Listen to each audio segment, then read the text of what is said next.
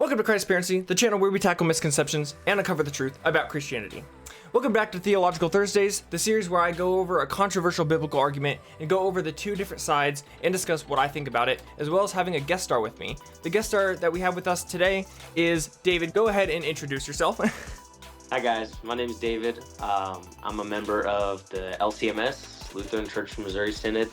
I am an undergraduate student in theology. I hope to, I plan to enter seminary as soon as I get my undergraduate degree and get ordained also in the Lutheran Church. Awesome. So how these videos are going to work is I'm going to establish the question, I'm going to go over the two different views, and then David and I will discuss what we think about the situation. For Theological Thursdays, I'm going to always make sure to present an argument that I myself am not fully convinced either way, because I think that's going to make these videos a whole lot more interesting. That being said, let's go ahead and get into the question, which is, was being rich inherently sinful in the Bible? And is wealth itself wrong or only when it distracts or corrupts faith? So let's go over the terms real quick. Wealth and riches is going to mean material abundance, ownership of money or possessions. And sin or corruption is going to be disordered love, idolatry of money, neglect of God, because most confusion comes from conflating wealth with moral failure. So the first view is wealth is dangerous / being rich is problematic. This view holds that riches are inherently spiritually risky. Excessive attachment to money can lead to pride, greed, and neglect of God's priorities. Supporters point to 1 Timothy chapter 6 verses 9 through 10 that says, "Those who desire to be rich fall into temptation and a snare, for the love of money is a root of all kinds of evil." Matthew chapter 19 verses 23 through 24 says, "It is hard for a rich person to enter the kingdom of heaven. The camel through the eye of a needle" metaphor emphasizes spiritual difficulty. Lastly, in Proverbs chapter 11 verse 28, it says, "Whoever trusts in his riches will fall. Reliance on wealth can displace trust in God." Under this view, wealth itself is not automatically sinful, but it is a spiritual hazard. Riches tend to foster disordered desires if not managed with humility and dependence on God. This position emphasizes spiritual vigilance over material comfort, the risk of idolatry of money, and biblical examples of God favoring the humble and warning the wealthy. The second view is wealth is permissible if faith is unharmed.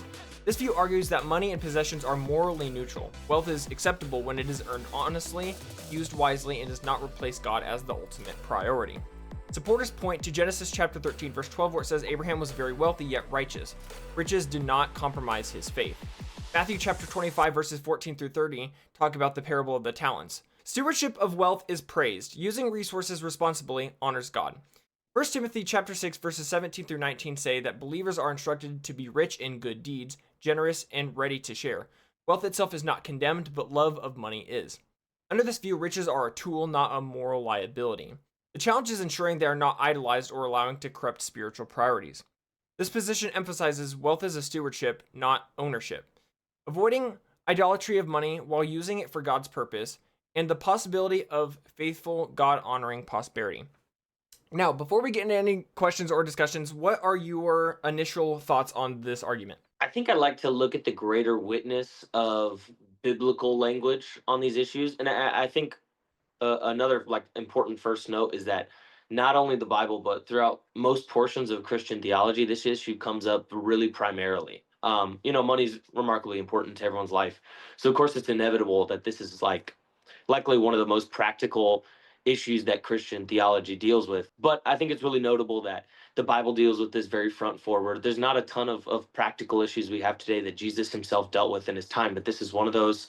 The reformers dealt with this, the church fathers. So there's a great witness for us to look at. And I think biblically, the witness points to the most important aspect of money being earning your wage properly. The Bible definitely talks about hoarding and greed and stuff like that. But I think the real witness of Scripture is much more heavily weighted on the side of making sure that you are a good hard worker. You are proud of the wage you earn.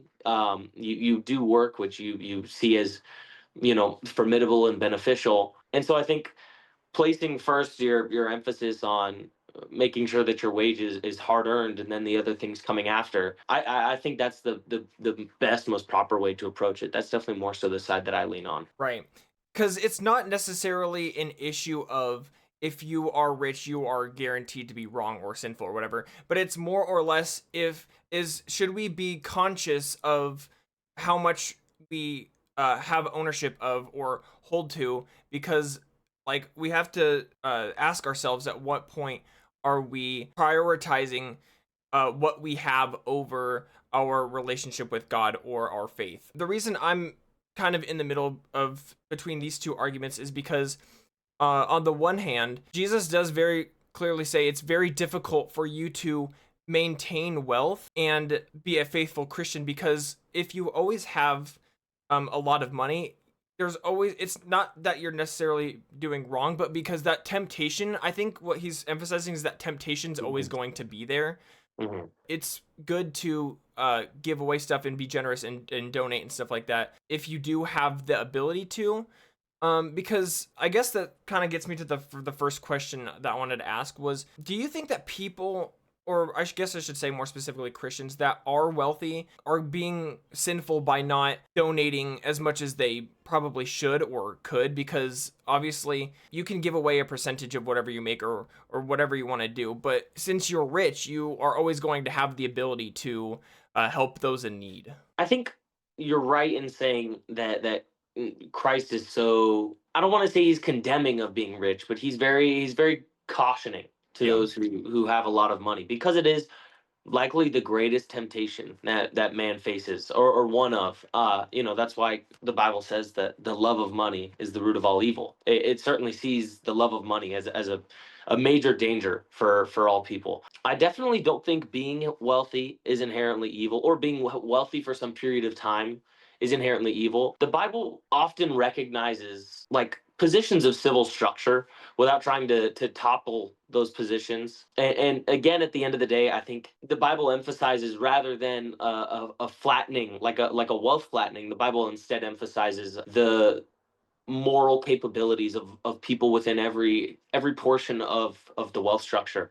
One of the things that comes to mind greatly is Paul talking, or writing Philemon, writing to someone who would have been, we don't necessarily, I think perhaps a better word that we could use, that's fallen out of popular use, so modern translations don't use it, but a better word for the kind of guy that Philemon was would be like a bond servant. I think it's probably pretty comparable to like minimum wage workers today who struggle really hard. And instead of Paul breeding some sort of contempt in Philemon, Paul encouraged him in his mission, and encouraged him to continue earning his wage through good, honest labor. And Paul didn't admonish his boss, I guess I could say in this scenario. He didn't admonish his boss for having more wealth than him and for being in charge of him. He rather tried to pierce the moral person of each of them, even though their circumstances looked very differently.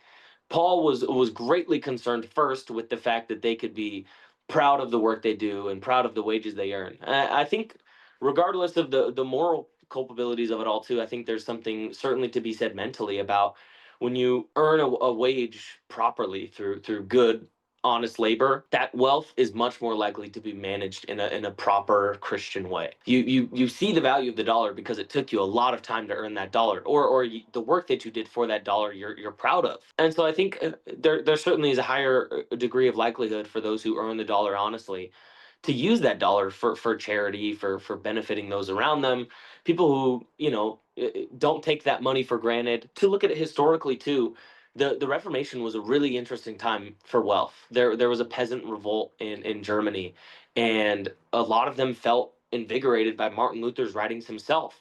And the princes, who at one point a decent amount of them were on Martin Luther's side, now all of a sudden felt that they had to push Martin Luther to help them, that they were going to lose everything that they had. In the same way I am, he took a really balanced stance on wealth. He didn't call wealth inherently wrong, and he didn't try to topple civil structures. He simply went at the moral person of all of the actors in this situation. He admonished the peasants for being like revolutionaries, for dealing with violence, but then he admonished the princes for not paying them enough, for dealing too harshly with them. I've said this a lot, especially when people talk about like economic systems. I don't think the Bible necessarily takes the side of any particular economic system. I certainly don't think the Bible is socialist or anything, but I don't necessarily think the Bible is remarkably capitalist. I think capitalism has some decently secular roots, and there's been a lot of really smart Orthodox theologians who aren't the like staunchest capitalists of all time. And I think at the end of the day, the Bible, when viewing economic interaction, the most important thing is that all actors are acting for the moral benefit of all people. And so I often think it's good to have that viewed preeminently. Not to say that wealth is inherently wrong, because the wealthy man, if he's a good moral man, will have an opportunity to use his wealth. And just in the same way, the poor man, if he's a good moral man, he'll enjoy his job, he'll enjoy his labor, he will earn his dollar in the right way, and his blessings will come, in heaven. And being much more concerned with the moral stature of people, I think, is the position that the Bible and church history takes. Yeah, for sure. So I think it's safe to say that we both can agree that being rich in and itself is not wrong. It's just what it can necessarily lead to. Now, what you were talking about with, because there's two types of rich. There's those who have inherited wealth, and then there's those who have earned it. I want to talk about those who have earned it first. At what point would you consider the pursuit of financial success compromising your faith or your spiritual life? At what point would you consider it to be an obsession where you have priority of it over your Christian life? I kind of have two answers. I think there's two lines to cross. There's a guy who works too hard, works too much. God instructed the Sabbath for a reason, and Christ places himself as the Sabbath for a reason. I know Protestant work ethic and working's good. I work a lot, but the Bible is not anti-pleasure. The Bible is not anti spending time with the people you love. The Bible is very is very in favor of those things, and those things are seen as essential. I mean, I can give an easy answer as a married man that there's a point where my work stops being provisional, and it starts to harm my wife. But even for unmarried people, everyone has relationships and has people that count on them or should be counting on them. And if you are too busy, caught up picking up as many shifts as possible, doing as much as you can, you lose the ability to be the whole person. Not to bring it back to Martin Luther again, but the doctrine of vocations. Doctrine of vocations is great here because people are not only serving God in their vocations, but they're also, every person's multi-vocational. Your vocation is not just as worker, but you have other responsibilities in your life. And so when you are incapable of achieving those responsibilities, you are violating the vocation that's been given you. And sometimes that vocation just is as a son.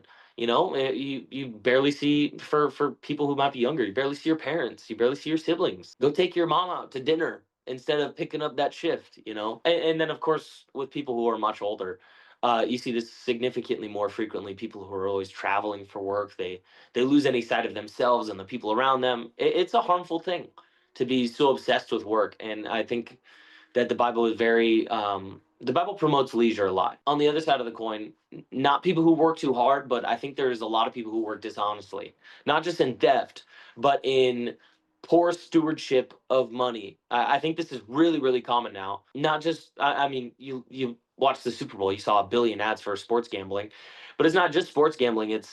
There's a million new opportunities to be a poor steward of your money. And I would even go as far to say, like, crypto investing, it bears too great of a degree of risk because you see the potential benefit of too great too much money in front of you, that you ignore the risk that's like bared within it. And I think it falls under being a poor steward of your money. It falls under trying to pursue too vast a degree of wealth without honest gain. Not that investment is bad. Investing is a good thing. Turning your money into something else, like you mentioned, the parable of talents, is a good thing. You're called to do that, but it loses moral difference from gambling once the risk is too great of a degree, and the potential of money is too gold looking in front of you. You're looking for gold at the end of the rainbow and risking your whole life for it. And I think this one is super common with people nowadays. Everyone is sports gambling. Everyone's investing in risky investments. Their prediction markets, all these new things. Everyone wants to make a quick buck, find the new way to make a bunch of money. Even stuff like drop shipping and all the huge fads that blow up. Everyone wants to make money fast. And it's not biblical to make money fast. It's biblical to make money slow. It's biblical to go to work and to earn that dollar. I think that is like I said before, that is the fundamental biblical witness. For sure. I think that's actually a really good way of looking at it, because when you don't try to endlessly pursue the income of money and you actually work for it, not only is that, like you said, biblical, but also when you do that, you actually earn a respect for money, not in terms of what it is, but and basically how it works, like what it functions as. Because we remember when Jesus was asked about the coin and paying taxes to Caesar, is it's important to want to make money. Like it's okay to want to make money because you need to for needs like food or taxes, obviously.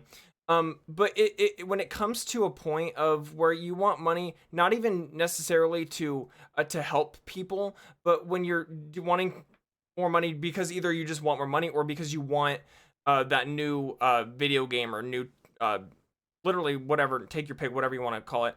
When it comes to devoting so much extra of your time to trying to get something you don't really need, and God doesn't like say that you should like want this, I believe that's when it really starts to become a problem. Well, because you know how in the Bible it says that we need to just focus on today, we don't need to worry about tomorrow, or we don't need to, like, every day it has its own, I'm butchering the verse, by the way, but every day has its own problems to worry about. That's basically, I feel like, a good outline to follow, because if we're trying to worry about getting stuff that we don't need, or being selfish and like holding our money, I mean, personal reason, whatever reason people find this attraction to wealth in the first place, you just need to be careful as to not let it take over like your responsibilities in your life, pretty much. Mm. Have you had any personal struggles with wealth? Like, if you've had any experience with either side of the coin, what would you say was the positives and the negatives about those situations? Like, what good can come out of? Yeah, I guess I want to focus more on the good. What good can come out of having a lot of money and not having enough money? Because I feel like there's also some positives on the opposite side of the spectrum that we don't really talk about. Yeah, I mean, I got married pretty young, and so I quickly had to. I stepped out of college, and I've stepped back now since getting married. But I quickly had to, like, surmise the role of provider for my wife. And we live in a really expensive city too. We live in Southern California, so I certainly, especially when we first got together, there was a solid like year where it definitely, I mean, I was working a lot, but I wasn't necessarily like feeling or seeing like that work was garnering me what I felt was like, oh, nice, we're good, I don't have to worry. It kind of felt like paycheck to paycheck ish. Mhm. I'm in a I still work a lot now, but I'm in a better position. I work pretty much the same hours that I used to, but I feel more comfortable with the amount that I make. I certainly, so pretty recently, I've lived both sides of this. I think it taught me really the importance of what it means to provide. And I say by any means necessary. I don't, of course, mean that. I don't mean like Right. crime. But when I say provide by any means necessary, I think a lot of young men I see online today just are I understand it's a difficult job market, but I can see why a lot of these guys are not married. They really are quick to give up. When I'm married, I not only do I have like a mental load upon me as some incessant need to make sure that things happen, but I have like a real physical need. Like hey, I need to make this money. I need to Mhm. find a way. And there was times where that looked like, not to brag or whatever, but Right. there's definitely times where I was doing like gig work, like Mhm. deliveries from Targets in between jobs, and it was it really was by any means necessary. You got to do what you got to do. I made the vow to my wife that I would care for her forever. And it doesn't matter how degrading, quote unquote, that work felt or looked. I did the work. The work was out there, and there's always something to do. And I applied to hundreds of places. I made it happen. Of course, I'm getting my degree now. I didn't have a degree to go on or a big career. And of course, I trusted in the Lord too, but trusting in the Lord and prayer has to be accompanied by action. And I mean like incessant action, especially when it needs to happen. And so I think having a year where we really struggled really taught me the importance of like what that true, real Christian work ethic looks like, what it looks like to have a need placed in front of you and know that you're willing to do whatever it takes to meet that need. And now I'm in a place where I we had a really good last year. Things have been much better now, and I certainly I respect that dollar that I have in my bank account a lot more right now. It's a dollar that it felt like was really difficult to get before, and I still honestly I feel like things haven't changed with the amount that I respected and my sometimes sometimes it goes in the other direction though. I know you want to focus on the good, but Right. No, that's sometimes fine. sometimes it gets worrisome. That's kind of what Jesus talks about when he, like the parable of the storehouse. Jesus saying like, what is this guy saving everything up for? Every tomorrow it could all be gone. It could all be withered away. And I think Jesus is really poking at a very famous human tendency to just hoard up and feel like you can't use any of it. You can't spend it all. And so sometimes it's okay to go out and spend some money, whether it's on me or sometimes it's okay to buy my wife a gift. Right. It's we got rent is paid this month. It's gonna be all right. I don't need to save up $1 billion and save forever and ever. Yeah, Um, for sure. and I think that's another kind of good thing that having more has taught me is really appreciating that I'm able to do that now. It kind of, in one sense, it's made me frugal in some harmful ways, but in another sense, it's kind of done the opposite.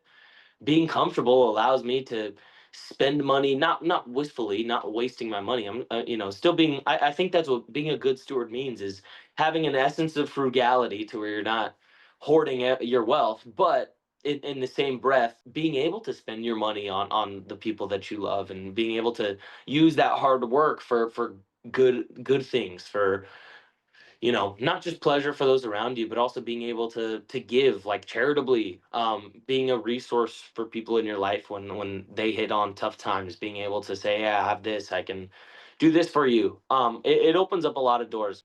In our failure, God frequently finds a way to make things good. And so I think in our frugal failure, where we find ourselves worrying like the guy with the storehouse, God is able to bring a good stewardship out of that really finds a beautiful moral ground. And so yeah, I think that's where I'm at now. Absolutely. In terms of when it comes to making money, I feel like it's all about priority. Where are your priorities at? When it feels like your priorities are starting to become corrupt or are for selfish reasons, that's when you need to have sort of a reality check.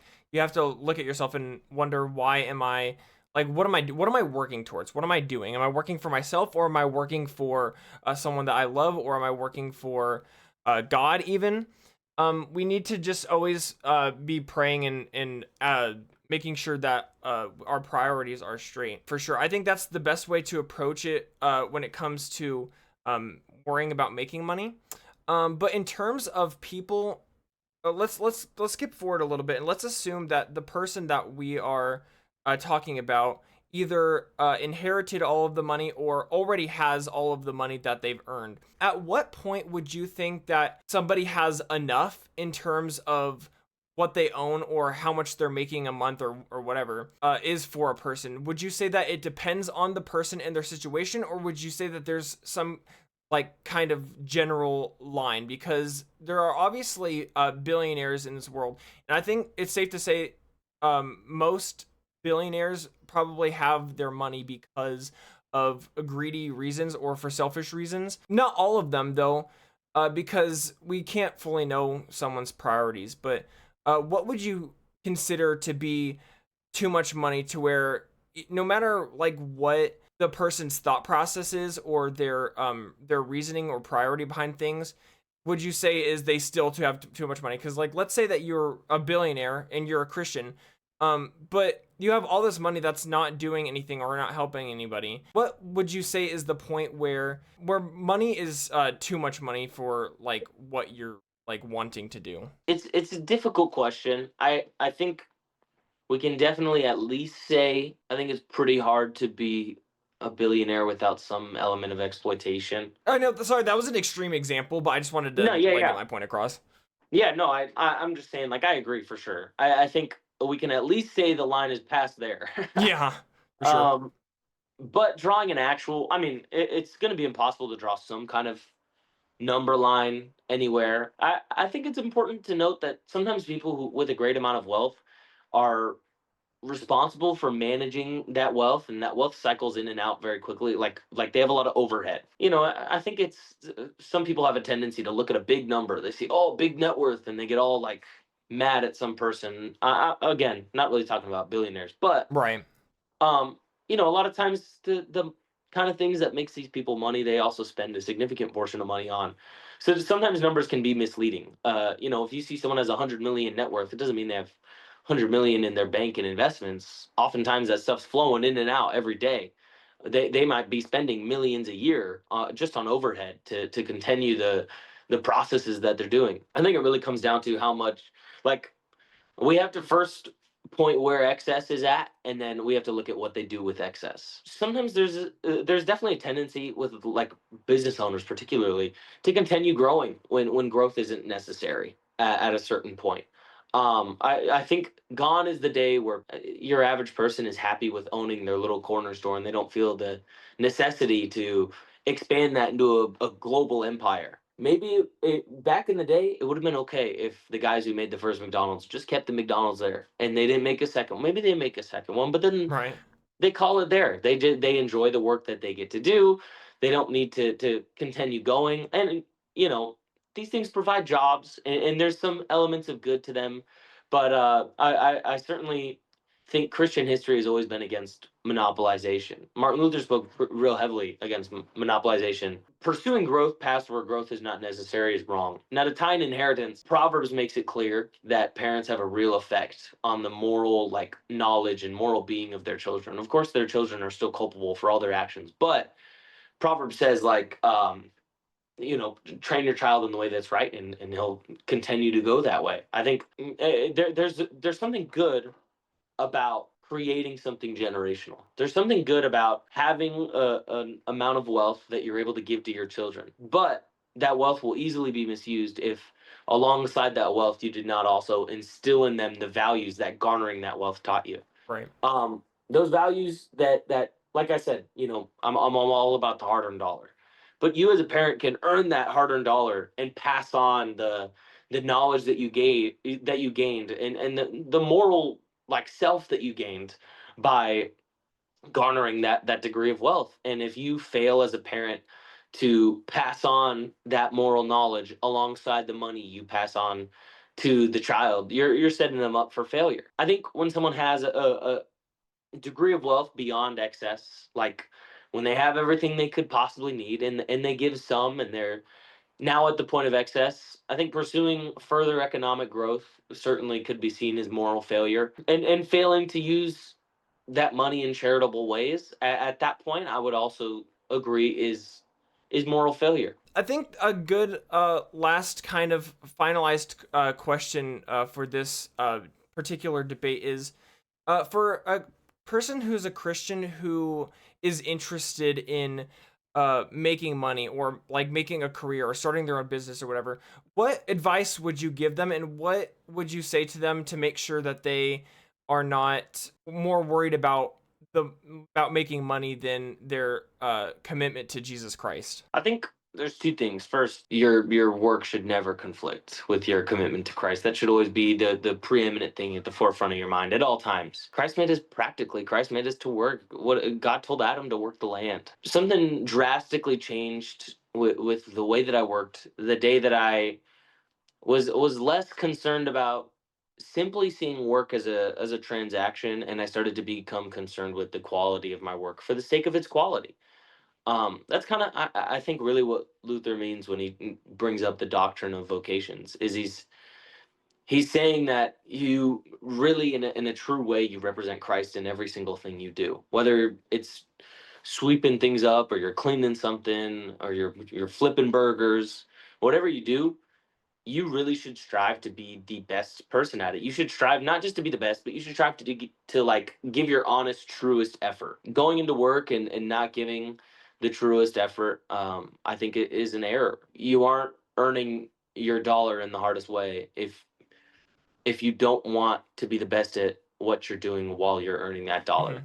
And even at a point in life where you start making significantly more money, the quality of your work should continue to be very, very at the forefront of your mind. You should constantly be thinking about, am I working the best that I can right now? Am I skimping out on certain things? Don't we're in an era, I think, where people are very cheap with the kind of labor that they do.